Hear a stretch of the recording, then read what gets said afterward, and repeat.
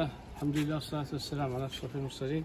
هذا اللي يتكلم عبد الكريم عبد الله بيركت، مناضل من العيون المحتلة.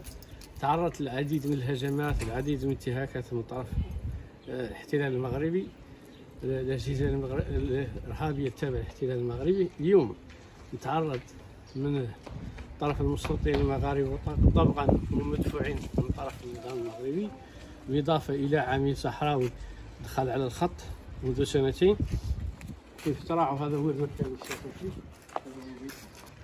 وهذا المكان الثاني مكان الشغل. عقب مرحلة 13 نوفمبر منين أعلن الشعب الصحراوي الكفاح المسلح، استأنف الكفاح المسلح، أصبحنا نتعرض لمضايقات وحصار بشكل مباشر من 13 نوفمبر 2020 إلى اليوم. صعد العدو من الإرهاب ضدنا، عاد يوشع علينا مستوطنينه، كذلك العملاء عادوا قابضين فينا. مثلا عندنا طريق باش يطلعوا هما على حسابنا من هذه دولة الاحتلال. اليوم نبغي نوضح على انه كأسلوب اخير لهذا العدو اللي ما لقى حل على انه يدخلنا السجن، جاب مستوطنة مغربية قدمت شكاية على اني سبيتها ولا نعرفها، وعميل كذلك قام وقدم شكاية على اني معدل نقاط الويفي بوليزاريو، على انه تمس من احساسه الوطني، وعلى انه كذلك يمس من وحدة ترابية، وعلى ان هذه البوليزاريو ميكروب خاصه ينقلع. اليوم نجدد من المكان على انه ما يقدر يقلعنا من ذي المنطقة شيء، وعلى انه اللي نعيشوا فيه وقاوتنا يوميا هو طرد الاحتلال من ارضنا، واللي يتموا مواصلين، لكن باش يلحقوا من السفاهة ومن الانحطاط على انهم يعودوا العملاء يطرحوا لك الكذبة هون، وراني نعطيكم صور على ذا قدام الدار. كذلك يجوا المستوطنين يطرحوا لك الكذبات ونسياها. هذا دليل على انه نظام منحط وشعب منحط. منين ما قدوا يثنون عن نضالنا في ذي الفترة اللي هم سيطروا على الوضع، ما لقوا الا هذه الاساليب الخبيثة والدنيئة على انهم يدحرون عن النضال. من هذا المنبر نقول على انه المقاومة الصحراوية بصفة عامة في الارض المحتلة اللي تتم سلمية الى اخر لحظة، وعلى انه دحرنا عن نضالنا، رانا ما نسينا حد بحجرة ولا خبطنا حد نضالنا اللي يتم مواصلينه. مستوطن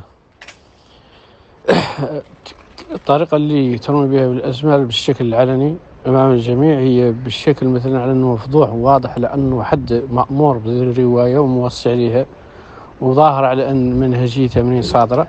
المسألة الثانية بالإضافة لذا اللي تعزز ذا اللي نقولوا على أنها كانت هم اللي تجي وتدير ترفد العلم المغربي وتدير وقفات يكونوا تدفها وتوقف تركة أطفال المستوطنين الثانيين وتقول لهم تعالوا ردوا الشعارات هون المغربية، منها النشيد ومنها الصحراء المغربية ومنها الملك عاش الملك، وهذا كامل كانت تعدلوا أمام المنزل. مثلا على أن منهجية الأجهزة المغربية واضحة في هذه التصرفات كاملة.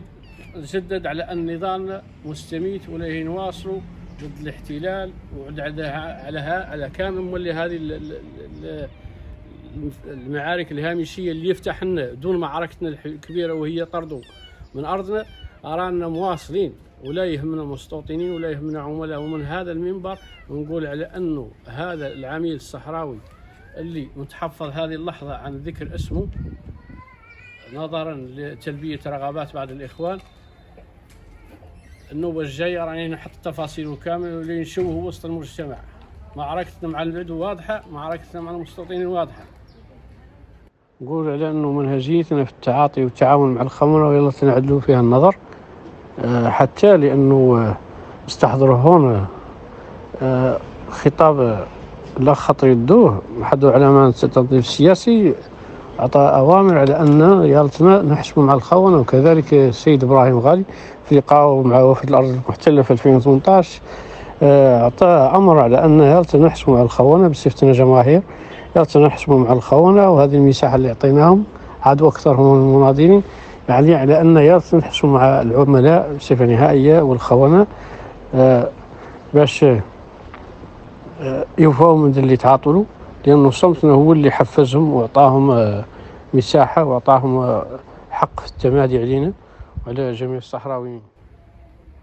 وفي هذه المناسبة تحت هذا الحصار وتحت هذا العنف وتحت هذا التقتيل اللي نعيشه، ونشكر الإعلامية الصالحة وتنقيزه اللي عنها جات في ذي الفترة وتضامنت معايا وقبل التصريح تحت هذه الظروف الخانقة، ومن خلالها التلفزيون الوطني.